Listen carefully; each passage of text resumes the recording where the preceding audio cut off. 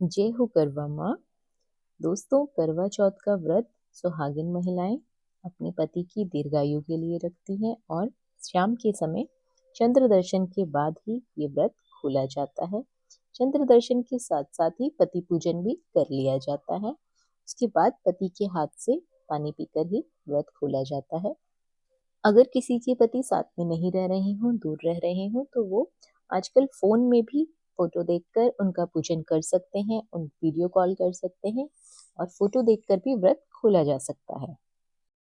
तो चलिए जान लेते हैं सरल सी पूजा विधि। इसमें आपको ज्यादा पूजन सामग्री की आवश्यकता नहीं पड़ेगी। पूजन विधि बहुत ही सरल रहने वाली है। सबसे पहले लाल रंग का एक वस्त्र चौकी पर बिछा लीजिए। ध्यान रखें कि मंदिर में आपको ये पूजन नहीं करना है, अलग से आपको चौकी लगानी है। अक्षत का आसन देकर करवा चौथ माता का फोटो या कैलेंडर आपके पास है तो आप उसका स्थापन कर लीजिए। स्थापना के बाद आप उन्हें चुनरी उड़ा दीजिए। मैं यहाँ पर गणेश पूजन भी इसी में करने वाली हूँ और शिव पूजन भी मैं इसी कैलेंडर में करूँगी, क्योंकि इसमें फोटो उनकी बनी हुई है। जिनके पास ना हो तो वो अलग से भी फोटो लेकर भी पूजन कर सकते हैं। उसके बाद आपको करवा लेना है, उसे जल से कंठ तक भर देना है। कंठ पर कलावा बांध लीजिए और उसके पात्र पे जो भी आपका उस करवे का ढक्कन है उसको अनाज से भर लीजिए। दूसरा कलश मैं ले रही हूँ कथा सुनने के लिए, क्योंकि कथा सुनते समय हमें एक जल का पात्र अपने आगे अवश्य रखना चाहिए और बाद में हम इस पात्र से जल को सूर्य देव को अर्पित कर देंगे। मैं अपने पूजन की शुरुआत में ही करवा माता को चुनरी उड़ा देती हूँ। आप लोग क्या करते हैं कमेंट बॉक्स में जरूर लिख के बताइए। उसके बाद हमें धूप दीप प्रज्वलित करना है और माता का पूजन शुरू करना है। तो धूप दीप के लिए हमें आसन देना है। आप चाहें तो अक्षत का आसन भी दे सकते हैं, क्योंकि दीप को नीचे डायरेक्ट जमीन पर नहीं रखा जाता। अगर आपके पास प्लेट है तो आप प्लेट में रख के भी प्लेट का आसन दे सकते हैं।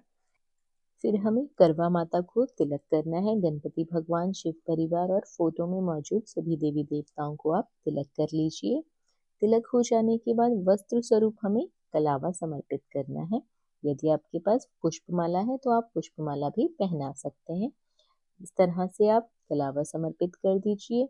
गणेश भगवान का ध्यान करते हुए और शिव परिवार का ध्यान करते हुए, सभी का ध्यान करते हुए हमें वस्त्र रूपी एक कलावा समर्पित कर देना है। वस्त्र समर्पित हो जाने के बाद हमें पुष्प समर्पित करने हैं। पुष्प समर्पित करते समय आप सभी देवी देवताओं का ध्यान करते रहें।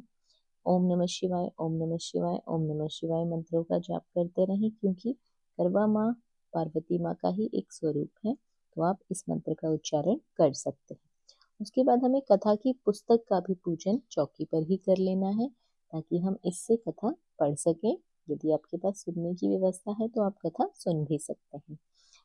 करवा माता को भोग लगाएंगे। आपने यदि अपने घर में मालपुए, गुलगुले वगैरह बनाए हैं तो 4 की संख्या में लेकर आप माता को भोग लगा दीजिए। यदि आपने नहीं बनाए हैं तो आप बताशे वगैरह भी चढ़ा सकते हैं, क्योंकि कई घरों में ये पूजन 3-4 बजे में हो जाता है, कई घरों में 12-1 बजे में हो जाता है। क्षेत्र राज्य के हिसाब से थोड़ा थोड़ा टाइमिंग का हेर फेर है। तो आप लोग आपके घर में जिस प्रकार से जिस समय में पूजन होता है उस समय में पूजन कर सकते हैं। ऋतुफल का भोग अवश्य लगा दीजिए। उसके बाद हमें बायना निकालना है। जब आपकी पूजा हो जाएगी, आप भोग लगा देंगे तो चौकी पर ही बायना अवश्य निकालें। बायने में आप साड़ी, सूट अपने सामर्थ्य के अनुसार ले सकते हैं। यदि किसी के सामर्थ्य में ना हो तो आप एक ब्लाउज पीस रखकर भी बायना निकाल सकते हैं। उसमें आप सुहाग की सामग्री रख दीजिए। 5, 16, 9, 11 किसी भी संख्या में आप सुहाग सामग्री रख सकते हैं।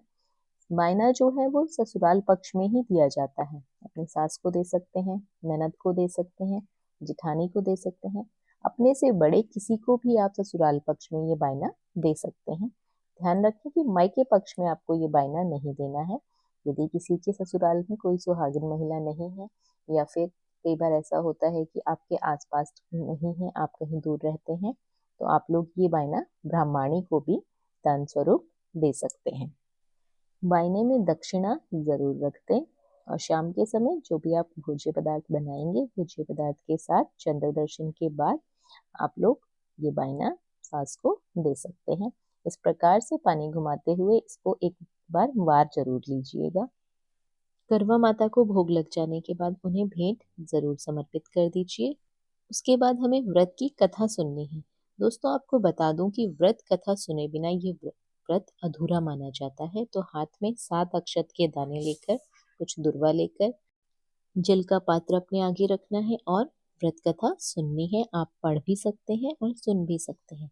उसके बाद जो आपने अक्षत लिए हैं उसको इस प्रकार से अपने दुपट्टे में बांध लीजिए और रात को चंद्र दर्शन के समय आपको ये अक्षत दुर्वा चंद्रदेव को चढ़ानी है।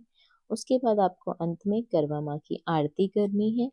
आरती करने के बाद आरती को शीतल जरूर कर लीजिए। इस प्रकार से नीचे रखते हुए आपको आरती को शीतल करना है और पूजा में हुई त्रुटियों के लिए माँ से क्षमा याचना करनी है।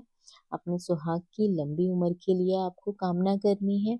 इसी के साथ साथ माँ से मनोकामना पूर्ति के लिए कामना जरूर करें। जल से भरा हुआ जो आपने करवा चौकी पर रखा है, इसको रात्रि में चंद्रमा निकलने के बाद चलनी से पूजन करते हुए चंद्रदेव का दर्शन करना है, उनका पूजन करना है और उनको इसी करवे से आपको जल अर्पित करना है। ये थी करवा चौथ की सरल सी पूजन विधि। आशा करती हूँ ये जानकारी आपको ज़रूर पसंद आई होगी। आपके यहाँ करवा फेरने का रिवाज है या नहीं, ये कमेंट बॉक्स में लिखकर ज़रूर बताइए। अगर आप चाहते हैं कि करवा फेरने पर वीडियो बनानी है तो मैं अलग से वीडियो आपको बना के दे सकती हूँ। उम्मीद करती हूँ जानकारी आपके लिए उपयोगी साबित होगी। वीडियो पसंद आई हो तो वीडियो को लाइक और शेयर ज़रूर करें। चैनल पर पहली बार आए हैं तो सब्सक्राइब करना बिल्कुल ना भूलिए। कम सामग्री के साथ सरल सी पूजन विधि माँ करवा का ध्यान करते हुए अपने पति की लंबी उम्र के लिए आप भी ज़रूर करें। धन्यवाद।